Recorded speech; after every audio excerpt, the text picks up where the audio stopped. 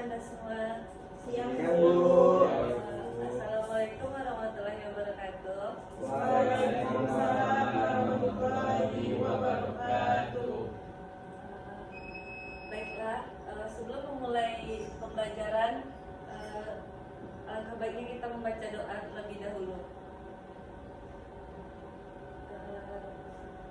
Menurut kepercayaan masing-masing, berdoa dimulai.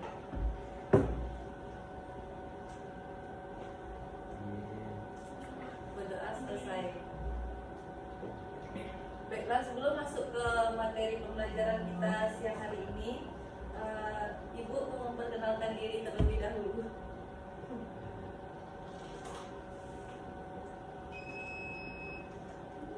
Perkenalkan, nama Ibu Halimah Sandia, biasa dipanggil Halimah. Tempat tinggal di Kabupaten 50 Kota. Adakah pertanyaan dari Anda semua tentang perkenalan diri? Tidak, Ibu. Bu dari UNP juga, Bu. Iya, asal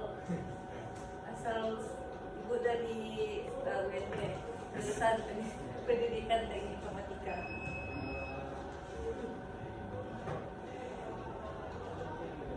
Baiklah, sebelum masuk pembelajaran kita absen terlebih dahulu. Giovanni Fabian, Hadir. Yova Febrian, Ibu. Tiara Yulianingsih, Tia Yulena Putri, Ibu. Ina Fitri Andini, Muhammad Israel, Sakif Lutfan, Ibu. Niko Gloriano, Petrina Berlian, Hamdi Altaful Hasman. Hadir, Bu.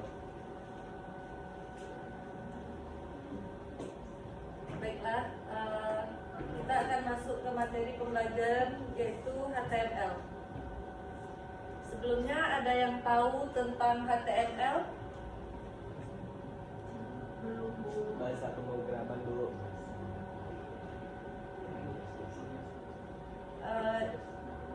Ada 4 materi tentang HTML. Yang pertama ada pengenalan HTML, struktur dasar HTML, validasi HTML, dan yang terakhir ada responsive dan mobile.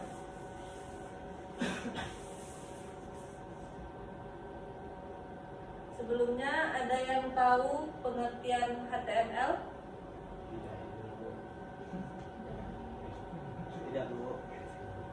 Baik, jika tidak ada yang tahu, maka kita masuk ke pengenalan HTML. HTML adalah kependekan dari Hypertext Markup Language yang merupakan sebuah bahasa markup.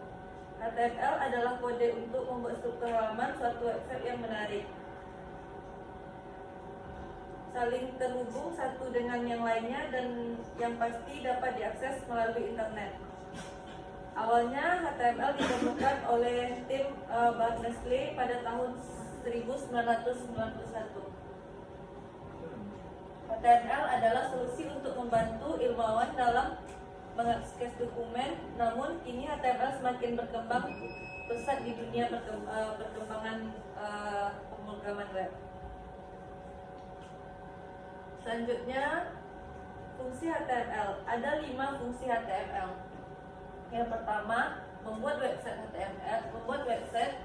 Yang kedua, sebagai dasar website. Yang ketiga, menandai teks pada halaman website. Yang keempat, penampilan media seperti video, gambar, tabel di website. Yang kelima, memungkinkan pengguna untuk diarahkan ke website lain. Selanjutnya ada struktur dasar HTML. Website serupa dengan berkas dokumen yang ada seperti koran, majalah, atau buku.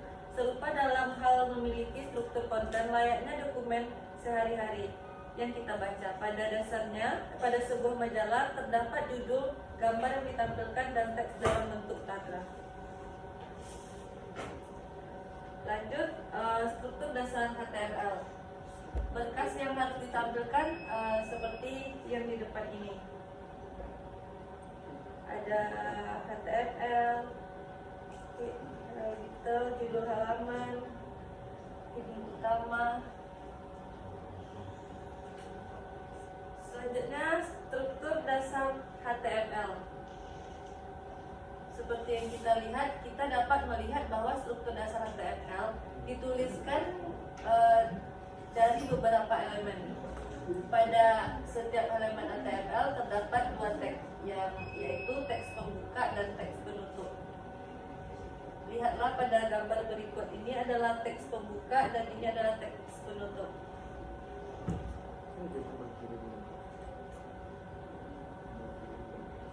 Validasi HTML.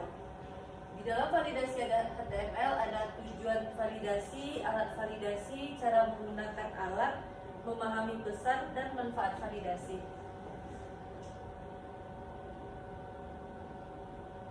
Kita akan masuk ke tujuan validasi,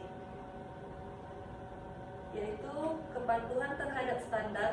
Validasi memastikan bahwa dokumen HTML Anda yang selanjutnya mengikuti standar yang diterapkan oleh World Web Consortium W3C atau organisasi yang mengembangkan seperti HTML. Ini membantu memastikan konsisten interpretasi oleh berbagai browser. Selanjutnya ada alat validasi HTML. W3C Markup Validation Service, layanan online resmi yang disediakan oleh W3C untuk melakukan validasi HTML. Anda dapat mengunjungi situs web resmi validasi service dan mengunggah atau menyematkan URL dokumen HTML untuk memeriksanya. Selanjutnya, cara menggunakan alat validasi. Unggah file, masukkan URL. Jika halaman web sudah online, Anda dapat memberikan URL halaman tersebut kepada alat validasi. Memahami pesan validasi. Alat validasi akan memberikan pesan yang menjelaskan kesalahan atau peringatan yang ditentukan dalam dokumen HTML Ananda. Pesan tersebut membantu Ananda mengidentifikasi bagian yang perlu diperbaiki untuk memastikan kepatuhan dengan standar HTML. Selanjutnya, manfaat validasi HTML.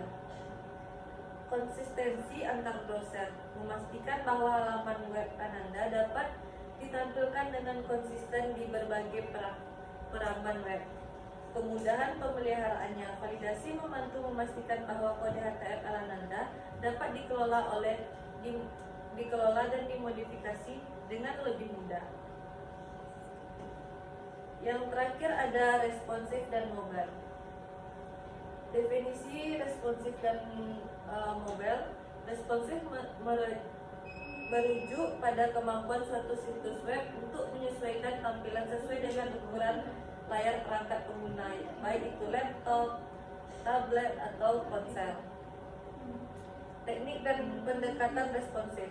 Media queries menggunakan aturan CSS untuk media queries yang menyesuaikan tata letak, gaya, dan ukuran elemen berdasarkan ukuran layar. Fluid grid merupakan grid yang fleksibel sehingga elemen-elemen dapat berubah ukuran secara proporsional.